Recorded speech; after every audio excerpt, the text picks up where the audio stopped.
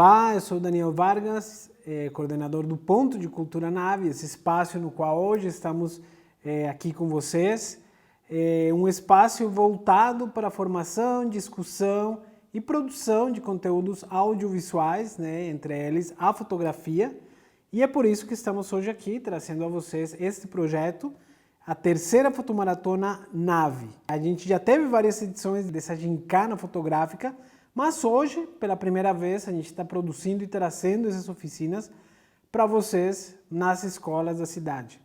Eu não sou daqui, eu sou da Colômbia, mas moro faz 14 anos aqui e trabalho já há mais um tempo com fotografia, com produção audiovisual. Sou professor também de cursos universitários na área de fotografia e cinema.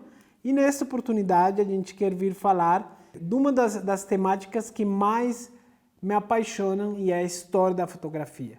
Lembrando que esta é a primeira de 3 oficinas que vocês vão ter. A segunda vai ser com o Antônio Valiente, um espanhol muito querido que vai falar sobre conceitos básicos de fotografia.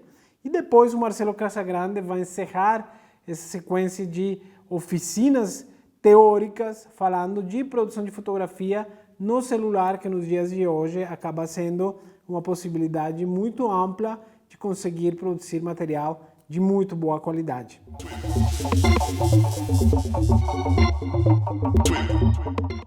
Então estamos aqui hoje basicamente para falar sobre a história da fotografia.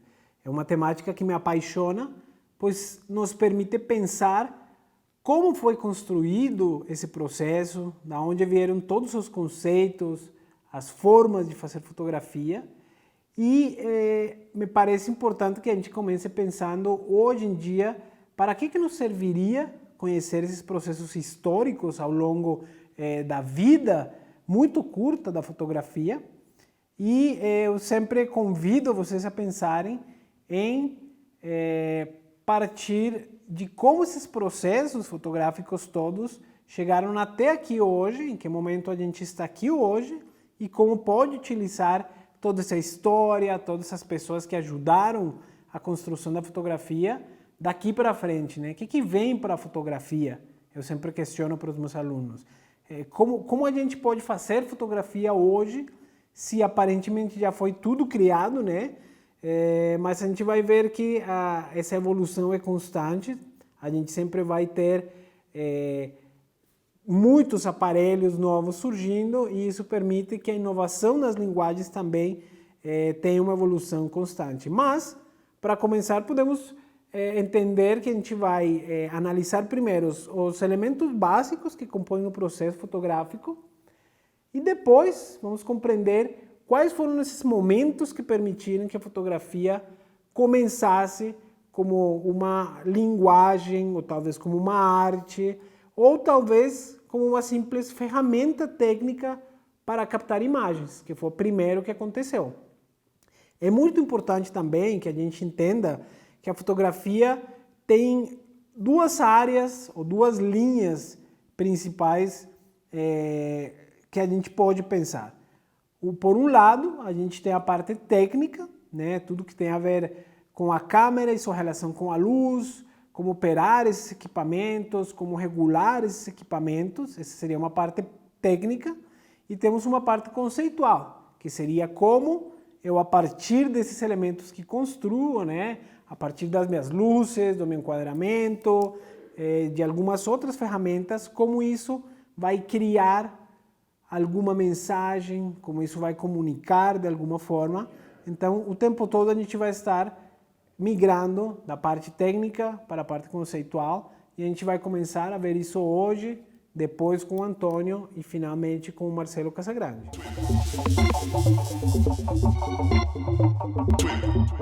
Bom, e agora vamos começar com o que nos interessa. Vamos descobrir o que é esse tal de fotografia que a gente vem aqui entender hoje e ver como esse processo, esse nome justamente também se deu ao longo da história. Então a gente voltando lá à raiz da palavra e explorando um pouco mais, a gente encontra que a fotografia não é mais do que desenhar com a luz, né? Escrever com a luz sendo o principal elemento que a gente tem para mostrar, para desenhar, para permitir que esses elementos apareçam na frente da nossa câmera. Após esse primeiro momento de entender uma origem da palavra fotografia, vamos pensar por outro lado. O que seria a fotografia e quais são os elementos que compõem esse processo fotográfico? Digam aí. O primeiro seria qual? Qual? A luz. Óbvio, a luz é um dos principais elementos que temos na fotografia. O segundo seria qual? Mais forte, não estou ouvindo. Fotógrafo? Alguém falou fotógrafo aí? Fotógrafo é o segundo, muito bem. Tem que ter alguém na frente, né, dessa câmera. Na verdade, o fotógrafo é o mais importante de todo esse processo também. Porque mesmo que a gente tenha a luz, que outro objeto? A câmera. Isso, a câmera também. Se a gente não tem câmera, não tem fotos. E falta só um objeto para completar os 4 elementos principais que compõem a fotografia. Já adivinharam? Nosso objeto a ser fotografado. Isso aí. A gente tem que ter um objeto a ser fotografado, o qual tem a influência ou a incidência da luz, como minha mão aqui, está chegando a luz, por exemplo. Eu tenho que ter uma câmera para fotografar ele, e eu tenho que ter um fotógrafo que decida até onde vai meu enquadramento. Então, os 4 elementos principais da fotografia são esses. O mais importante de todos é vocês. É nós como fotógrafos, é nós com o nosso olhar.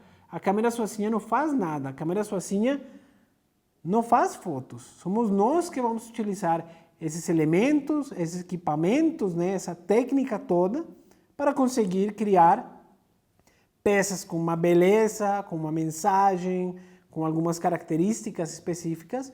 E aí, essa junção desses 4 elementos que a gente vai estar o tempo todo começando a manipular, entender e aprimorar. Agora, depois da gente conseguir entender quais são os elementos que compõem a fotografia, a gente precisa entender quando começou esse processo todo. Alguém se arrisca? Será que foi quando chegaram as câmeras aos celulares? Será que foi no século passado? Será que foi... Não sei. Alguém fale aí. Quando começou a fotografia? O que vocês acham? Vamos pensar o que é a fotografia, é imagem, é construção de imagens. Desde quando existem então as imagens, né? Será que a imagem, a pintura ajudou em algo a fotografia?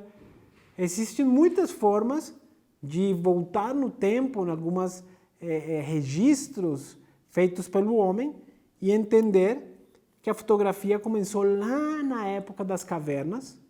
Desde que o homem começou a querer contar histórias, ele já desenhava nas pedras os animais, a caça, as plantações que eles faziam, né? Toda a sua vida eles registravam nas paredes, e isso era graças a essa construção imaginária sobre os acontecimentos do dia a dia deles também. Mas a fotografia começou um pouco mais para frente. A gente vai ver que esse processo, desde o momento de construir as imagens numa caverna, até hoje, até chegar nos celulares, foi um processo construído a muitas mãos, porque muitas pessoas foram ajudando na evolução desse processo. Então, lá desde o homem das cavernas, a gente entende que tem um filósofo chinês chamado Mo Qi, que ele começou a visualizar as sombras, né? Sombras aquelas formadas a partir do quê? Basicamente de uma luz. Uma luz sempre vai gerar sombra. Essa forma de criar as sombras causou uma curiosidade em Mo Qi para pensar por que se cria essa sombra, o que tem de interessante nessa formação, e começou a analisar um processo que é natural, né? Um processo que não precisa, inclusive, de uma câmera antes, mas não é o comportamento da luz. Junto com esse processo, e ao longo da história, teve várias pessoas que começaram a analisar como se constrói a imagem do mundo que a gente olha. E para isso precisaram ir ao comportamento do olho. A gente tem que o comportamento do olho faz uma leitura dessa luz exterior que tem no mundo, né? E ele abre ou fecha, né? Nossa pupila é uma câmera super delicada e super fina que registra todas as variações de luz que a gente tem. Entre mais luz tem, o olho precisa abrir menos, então ele se fecha. E quando estamos mais escuras, em condições mais complexas, o olho vai se abrir e vai procurar captar a melhor quantidade de luz possível. Esse comportamento do olho não é mais do que a abertura do diafragma que a gente tem na nossa câmera. Esse olho vai fazer o tempo todo essa regulagem para permitir uma leitura adequada dessa nossa iluminação. Só que essa leitura da imagem, quando chega no nosso cérebro, ela vai se dar invertida. E foram vários teóricos, desde a Grécia, Moti, Aristóteles, que começaram a fazer essas análises de por que a imagem se inverte, como ela se inverte, e começaram a fazer comparações com o que depois viria a ser uma câmera escura. Por que a câmera escura? Porque eles precisavam ter um espaço escuro no qual essa imagem se construísse e fosse projetada em algum fundo. Então, o processo inicial dos antecedentes da fotografia se deram muito em compreender como esse processo físico se dá e tentar copiar ele da melhor forma possível. Então, nesse processo se criaram as câmeras escuras, que não era mais do que um espaço completamente fechado, com um pequeno buraco numa das pontas, onde entrava a luz invertida e se refletia numa superfície. Essa necessidade de se refletir numa superfície era para conseguir capturar a imagem, que foi das principais preocupações da humanidade nesse processo evolutivo. Lembremos que a fotografia nem sempre foi o que entendemos hoje como uma arte, uma linguagem. Na época era um processo técnico, químico, físico, o qual o homem tardou muitos anos em compreender como funcionava, copiar e simular esse processo através dos objetos que hoje temos nas nossas mãos. Então, ao longo da história, essa necessidade, como já falei antes, de capturar a nossa imagem em alguma superfície não foi nada fácil. A gente viu que Leonardo da Vinci, por exemplo, falou da câmera escura a partir do desenho e da pintura e teorizou muito bem o comportamento do olho humano.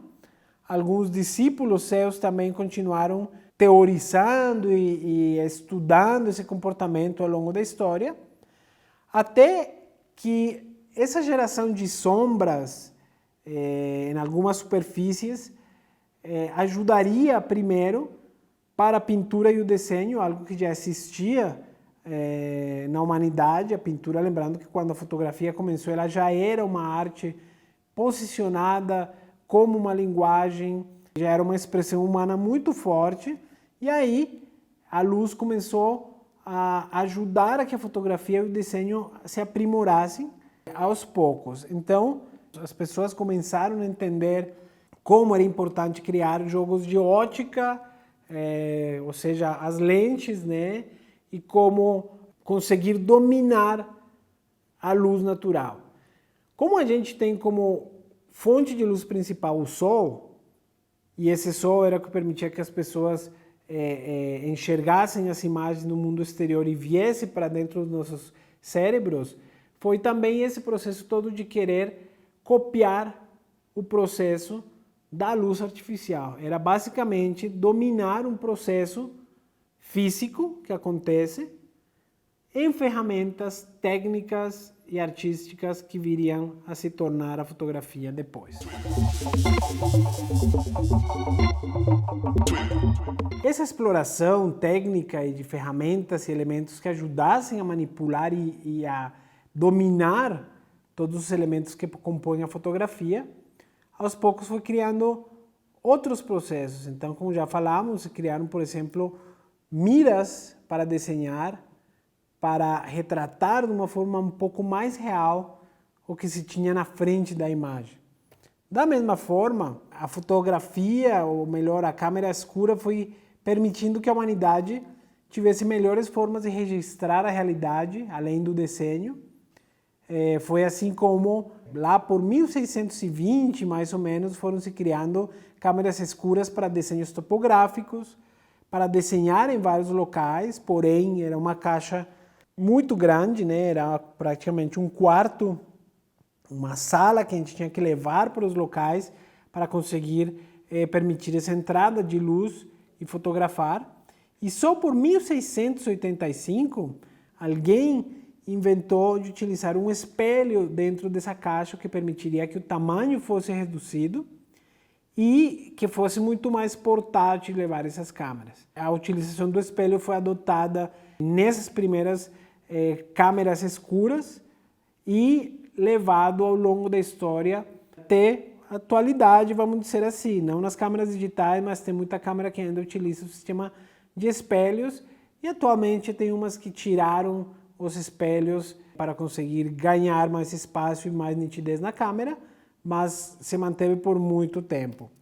Depois, ao mesmo tempo da utilização dos espelhos, algumas pessoas começaram a trabalhar com os químicos para conseguir captar essa luz numa superfície. Lembrem que a necessidade de capturar a imagem era um dos principais motivos para eles trabalharem, então manipular superfícies com elementos químicos foi o que ajudou a fotografia depois a ser colocada num papel, mas até chegar no papel foram utilizados resinas de plantas, foram utilizados coros de animais, intestinos inclusive, algumas texturas que permitissem sensibilizar esses elementos ou texturas para que ficasse impresso e capturasse a imagem que estava se registrando. Vidro, placas de metal, né, de vários tipos foi testado e aos poucos a química foi ajudando também ao processo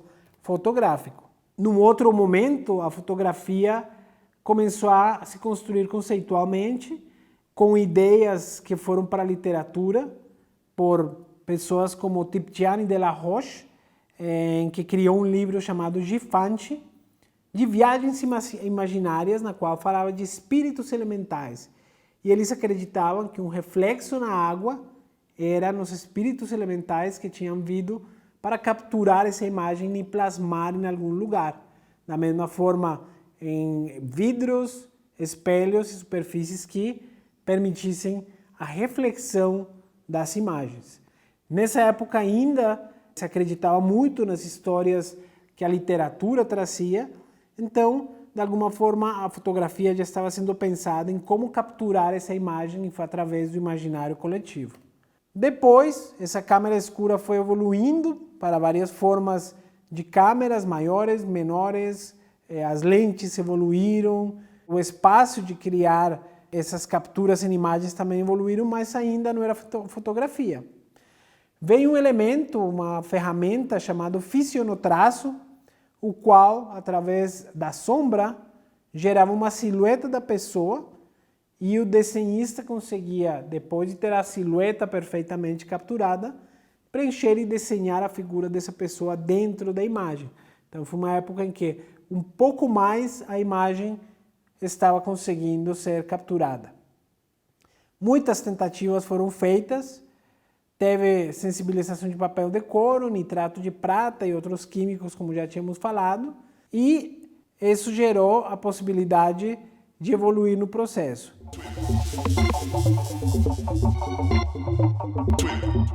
Esse primeiro momento da evolução da fotografia foi para entender como a necessidade do homem de contar histórias e retratar isso em alguma superfície foi muito importante.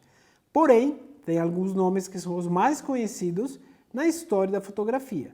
O primeiro deles, que a gente pode escutar por aí, e ao qual se dá o título de pai da fotografia, seria o Nicéphore Niepce, ou melhor conhecido como Niepce, um cara litógrafo e oficial do exército, o qual Após muitas explorações, conseguiu criar uma espécie de cera para passar nas superfícies e assim fazer com que as imagens que estavam lá no mundo exterior fossem capturadas em superfícies metálicas.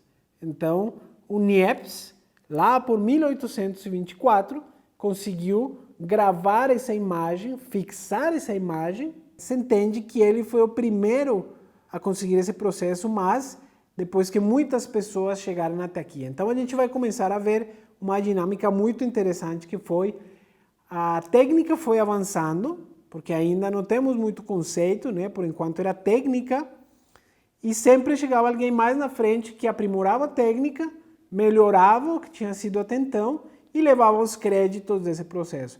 O primeiro bem reconhecido dentro da história da fotografia, então Niepce logrou esse título. Niepce é muito conhecido por uma fotografia que demorou bastante a ser feita. Se diz que em torno de 7 a 8 horas, desde a janela do seu quarto na França, ele criou uma fotografia que, para os dias de hoje, seria uma péssima fotografia, mas ela é uma das principais imagens que se tem como registro do surgimento da fotografia, porém na época era chamada de heliografia, ainda não era fotografia.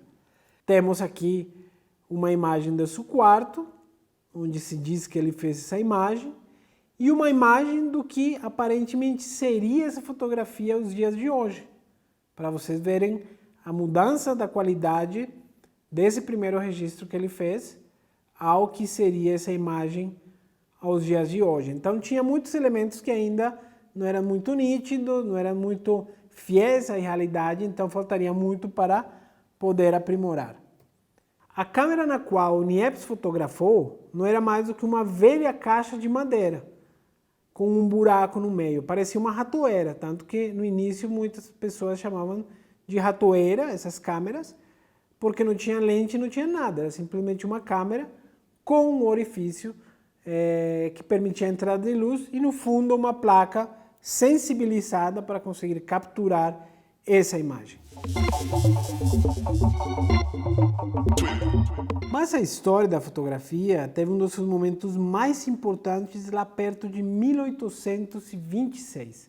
E foi quando Niepce conheceu um cara que trabalhava também na França, não necessariamente com fotografias, mas ele tinha um pequeno teatro chamado de diorama. E o diorama era basicamente uma espécie de teatrinho no qual ele criava fundos de cenários e tinha uma peça que acontecia ali. Então esses fundos dos cenários dele eram muito importantes para conseguir contar essa história.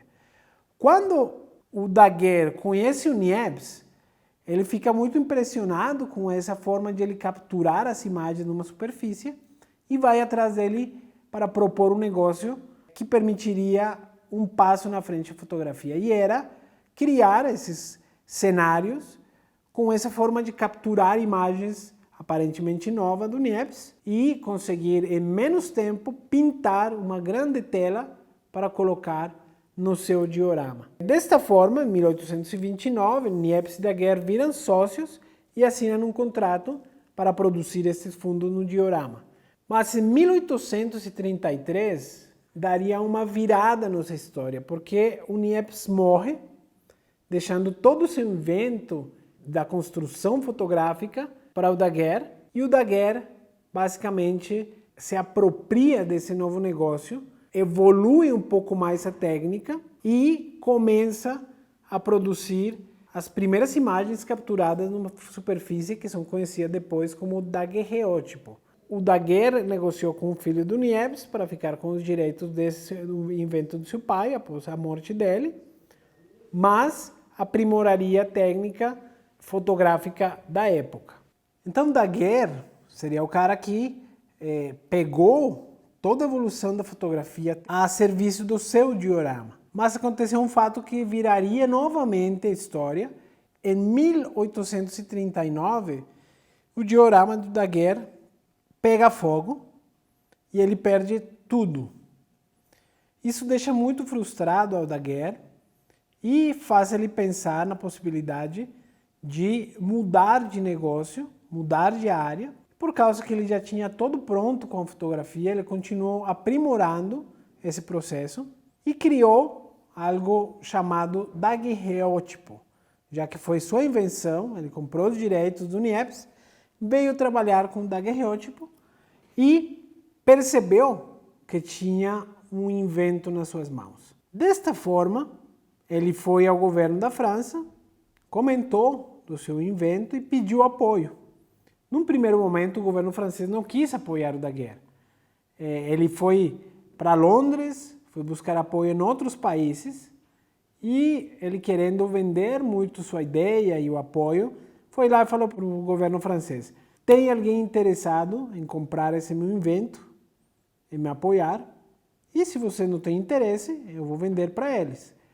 O governo francês estudou de novo de que se tratava esse tal de daguerreótipo e, após analisar, eles quiseram apoiar esse projeto e foi assim como no dia 19 de agosto de 1839 o governo francês dá um carimbo como invento francês para a humanidade do que seria a fotografia.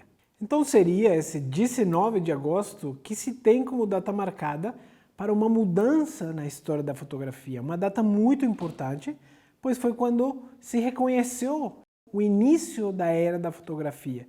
Seria com o daguerreótipo também, como primeira forma de aproximação à fotografia, porém ainda não estava completamente pronto o processo.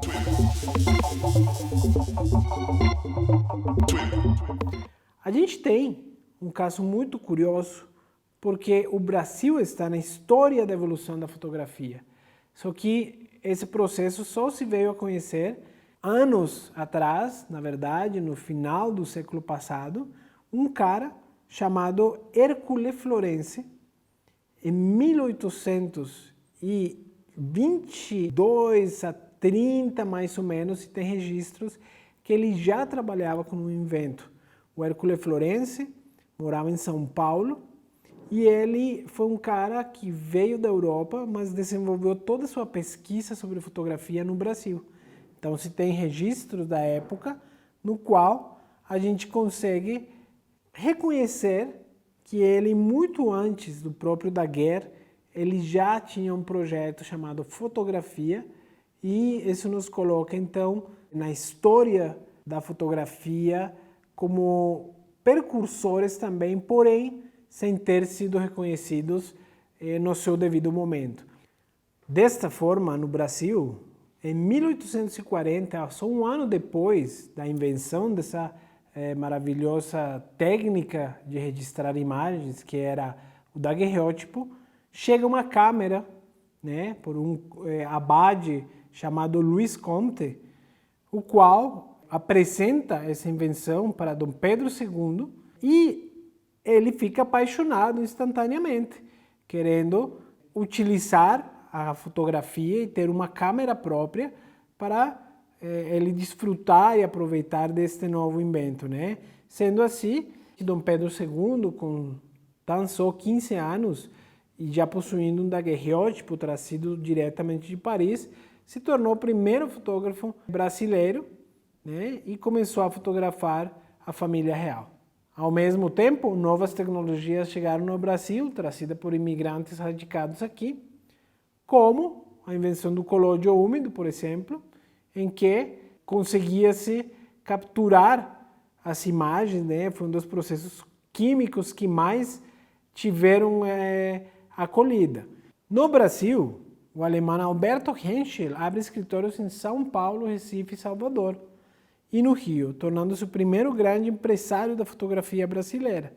Ele tem fotografias de várias comunidades de escravos negros, várias fotografias da Amazônia também. Um trabalho muito interessante, já que foram os primeiros registros com câmeras fotográficas de indígenas na Amazônia e escravos na América Latina. Na Amazônia, também se destaca Walter Reuner, que faz a primeira documentação fotográfica, e Marco Ferrez, que produz panorâmicas imagens brasileiras, né? Então eles têm o trabalho do Marc Ferrez, é talvez uma das coleções mais belas que se tem da cidade do Rio de Janeiro, numa época em que ainda esta não tinha sido registrada pela fotografia. Outro grande nome da fotografia foi o inglês Henry Fox Talbot. Veio fazer parte importante da história, pois foi ele o inventor da fotografia moderna, graças a que ele conseguiu inventar o processo de negativação e positivação da fotografia. Ou seja, ele foi o primeiro que conseguiu criar uma metodologia que conseguisse gerar uma mídia com a captura da imagem dentro da câmera, de um jeito, no caso o negativo, e posteriormente imprimir esse negativo num papel. Aqui iniciamos a fotografia moderna, já o processo é completamente diferente, a fotografia se massifica, tem possibilidade de se imprimir quantas cópias a gente queira e por isso torna o processo muito mais fácil, muito mais econômica e ao mesmo tempo conseguia entregar a cada um dos interessados, as pessoas do geral, uma cópia dessa fotografia. Já em 1844, Adolphe Disdéry inicia outra fase muito importante na fotografia. Ele abre o caminho para uma série de mudanças muito importantes no processo fotográfico e foram as dos conceitos na fotografia. Então ele foi o primeiro que começou a fazer fotografias de retrato com uma linguagem um pouco mais apurada e a fotografia como uma forma de expressão de características dessa época.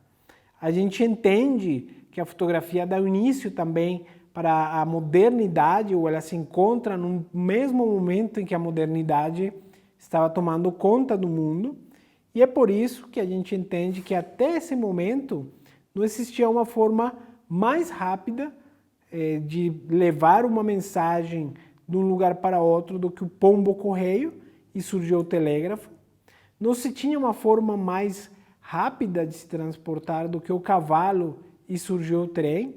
E não existia quem conseguisse parar o tempo, e surgiu a fotografia, né? Então, esses três acontecimentos mostram uma grande mudança na história da humanidade, junto com o início de uma fase na fotografia em que grandes mudanças aconteceram. Então, se aprimoraram todos os processos e uma dessas novidades, graças a querer conceitualizar e dar uma finalidade para o uso da fotografia, que popularizou o card visite, sendo pequenas imagens do tamanho de um cartão de visita, por isso o nome em francês card visite, em que as pessoas queriam ir para obter uma imagem delas num contexto que permitisse às pessoas entender qual era a profissão dessa pessoa, né?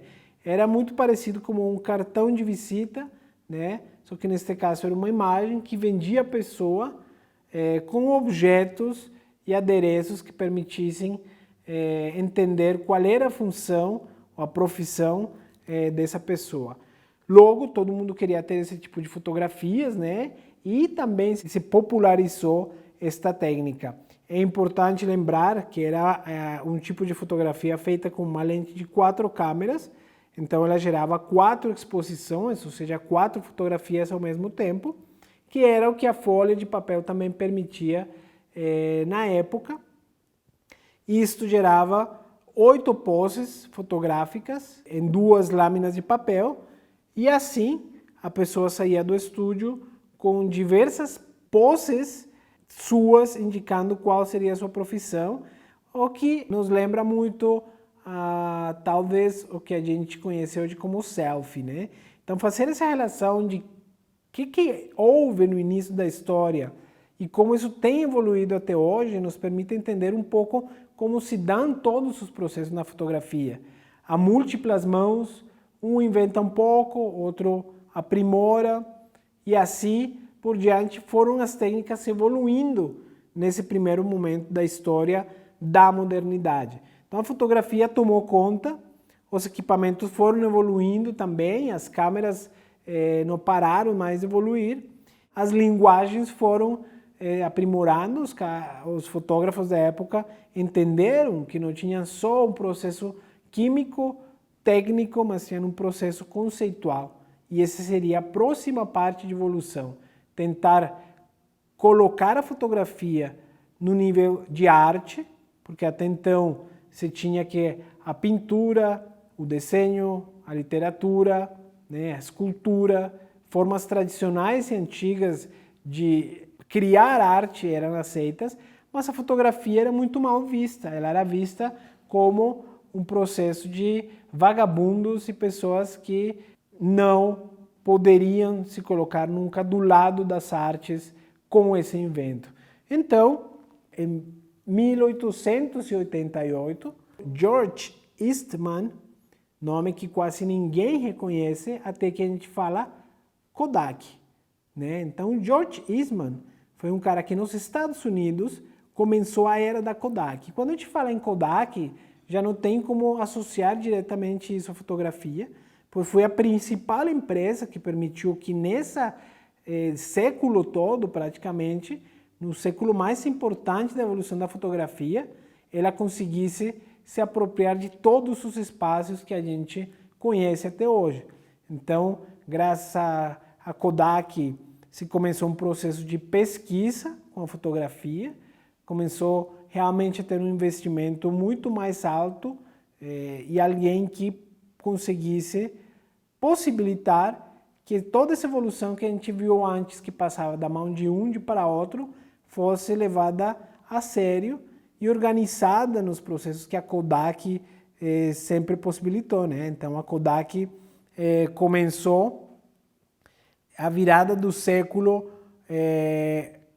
com a criação da câmera Brownie, uma câmera muito pequena, mas que já possuía no seu interior um rolo de até 100 fotografias, né? Então, essa invenção da Kodak com emulsão de gelatina, já permitindo que a pessoa fizesse 100 fotografias, deu ainda mais uma facilidade em que essa câmera estivesse em todos os lares, em todas as mãos das pessoas, e assim conseguir popularizar ainda mais a fotografia. A Kodak criou um slogan muito importante, que seria: você aperta o botão, nós fazemos o resto. Então a ideia da Kodak era vender a câmera já com um rolo de fotografias dentro, a pessoa levar, fotografar, e só precisava trazer de volta a câmera para a companhia. Eles tiravam um rolo, revelavam, imprimiam, entregavam já a câmera sem o rolo e com um rolo novo e todo o material revelado. Então, não era mais necessário saber de todo o processo químico que era necessário para capturar uma imagem e produzir uma fotografia, pois na Kodak ia ser feito todo esse processo. Ao mesmo tempo do surgimento da Kodak e todas as evoluções que a gente teve, temos outro nome que marcaria outro processo dentro da evolução da fotografia, e é Edward Muybridge, que utilizando fotografia fixa ou fotografia sem movimento, experimentou. Eles queriam saber se um cavalo conseguia ficar em algum momento com suas 4 patas no ar. Isto fez com que eles, junto com seu amigo da Universidade de Stanford, criassem uma técnica de disparadores automáticos no momento em que o cavalo passava, através de uma cordinha, e ativava 24 câmeras, e assim conseguiam ver a sequência completa, quadro a quadro desse movimento, comprovando, obviamente, que o cavalo em algum momento conseguia ficar com suas 4 patas no ar. Este exercício permitiu que surgisse o cinema, que não é mais do que fotografia em movimento. Por isso, sua profunda relação enquanto à construção de imagem, né? Então, temos uma virada de século em que, ao mesmo tempo que o George Eastman surgia com a Kodak e possibilitava o avanço da fotografia e marcaria um avanço muito profundo no próximo século, O surgimento do cinema também faria isso, porém abriria um caminho paralelo à fotografia, né? Também buscando se reconhecer como arte, com outras linguagens que viriam a somar. O cinema, poucos anos depois, se diz que superou um pouco a fotografia, pois a partir do cinema que se cria as cores na fotografia, né? O cinema assumiu o som também como elemento narrativo, desta forma adquire uma outra forma de arte, de expressão diferente da fotografia, mas que sempre trabalharam e trabalharão juntos. A virada do século XIX para o século XX, então, trouxe muitas mudanças na história da fotografia. Acontecem depois da Primeira Guerra Mundial, porque a Primeira Guerra Mundial seria um evento que mudaria a visão de todas as pessoas e a fotografia veio registrar o horror da Primeira Guerra Mundial. Então, foi um momento em que artistas mudaram sua forma de expressar e a fotografia estava aí ao serviço dessas grandes mudanças e como as câmeras começaram a registrar tudo o que acontecia na sua frente. Essas câmeras também, em mãos de muitas pessoas, criaram uma primeira fase conceitual da fotografia chamada como fotografia vernacular. E não são mais do que fotografias feitas de qualquer forma nas mãos de muitas pessoas em quantidades muito maiores, né? Então qualquer um pegava uma câmera, ia numa viagem, fotografava o que achasse na sua casa, sua família. Não é propriamente conhecida como uma técnica fotográfica, mas foi todo o período e o estilo de fotografias que são de um processo de busca de linguagem na fotografia. Porém, um pouco mais para frente, nasceria o pictorialismo, conhecido como a primeira forma conceitual de representar a fotografia como uma arte. O pictorialismo, esse nome vem justamente da pintura, né? Pois o pictorialismo tenta imitar técnicas da pintura para conseguir se permitir ser vista como uma arte também. Então a finalidade era essa. Era um tipo de fotografia que tinha certas características específicas, né?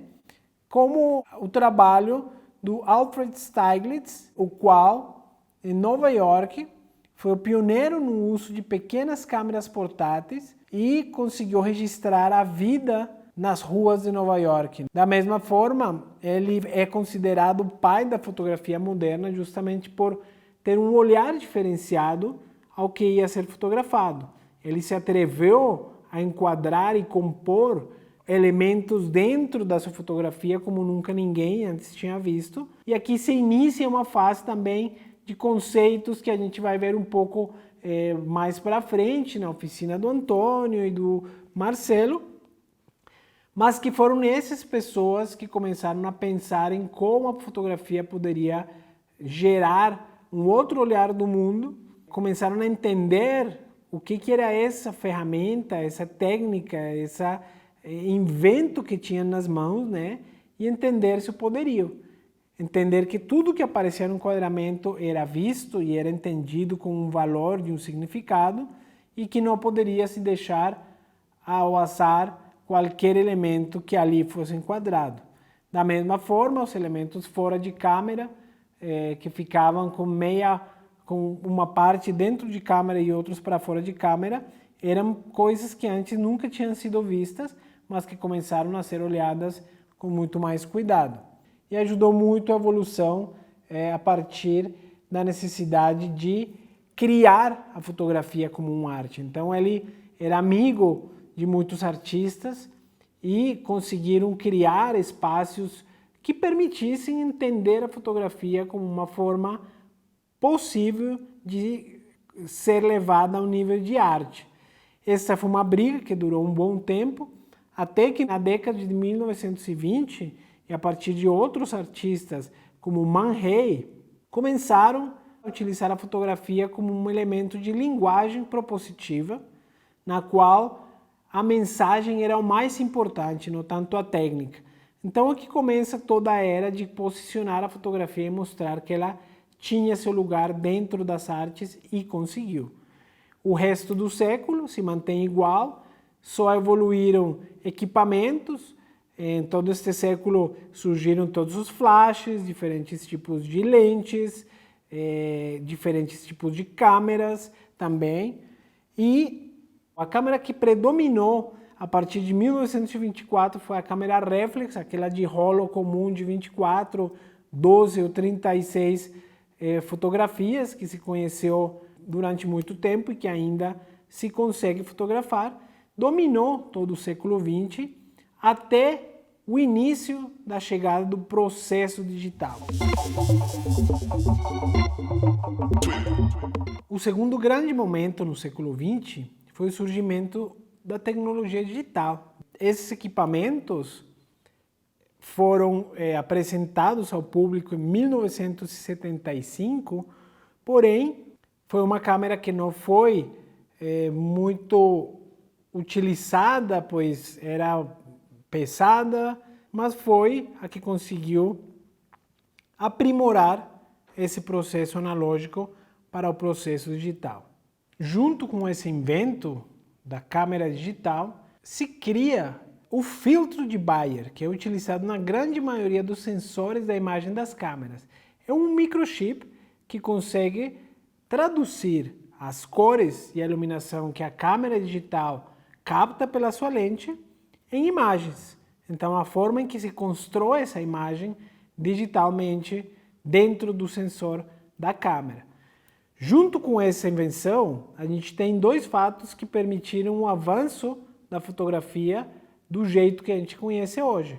E foi o início da criação de programas de manipulação de imagens, como o Photoshop, e o início da internet. Esses três fatos foram os que permitiram juntar acontecimentos importantes e fatos importantes para que em 2000 o século começasse com telefones que possuíam câmeras nos seus sistemas. É o início da fase da fotografia como a gente conhece hoje, né? E é a grande virada para poder ainda no início do século começar o processo de colocar uma câmera nas mãos de todas as pessoas. Então, a gente tem que o mesmo que estava acontecendo no início do século XX, aconteceu no século XXI, também a popularização do equipamento, só que superou em grande número e escala, pois hoje em dia no telefone, graças a esses fatos, a gente tem a possibilidade de fotografar, de editar e de enviar ao mesmo tempo. Então, essa é a fotografia como a gente conhece hoje e é a partir de todo esse processo que a gente teve hoje de conhecer alguns fatos mais relevantes que nos trouxeram até aqui. É muito complicado contar a história da evolução de uma arte, de uma representação humana como é a fotografia, em poucos minutos. Mas a gente tenta acompanhar esse processo de alguma forma e entender como a gente está aqui fazendo fotografias hoje. Quero encerrar esta oficina com uma frase do fotógrafo brasileiro talvez mais conhecido, o Sebastião Salgado. Ele fala que hoje em dia se produzem muitas imagens, mas poucas fotografias. Isto é um convite para pensar que a gente tendo uma câmera no bolso, nos nossos celulares e à disposição, e podendo fazer fotografias em qualquer momento, precisamos parar e pensar se a imagem que está sendo construída tem um significado, tem um valor, tem uma mensagem. Isto é mais importante do que a técnica, do que os processos que a gente viu durante toda a nossa aula de hoje. Porém, os processos também precisam ser aprimorados, processos estes que foram criados ao longo da história e continuam evoluindo, mas que eu vou deixar para uma próxima aula com nosso amigo Antônio Valiente e com Marcelo Casagrande, depois ver como o celular se transformou na ferramenta principal para a fotografia hoje. Então agradeço a participação de vocês, convido a que fotografem, a que participem da maratona no dia 4, 5 e 6 de dezembro, façam sua inscrição no Ponto de Cultura Nave. Da mesma forma, podem participar do processo de fotografias que vão compor uma exposição no nosso site. Então convido a que vocês aproveitem as aulas que vêm, entrem no site, participem e se envolvam mais com o processo fotográfico. Muito obrigado e até uma próxima oportunidade.